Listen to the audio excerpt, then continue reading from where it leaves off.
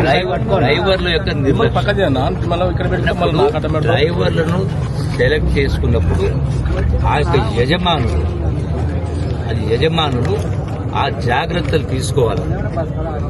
ఇటువంటి జరిగినప్పుడు వాళ్ళపైన భారం కూడా మోపాలి.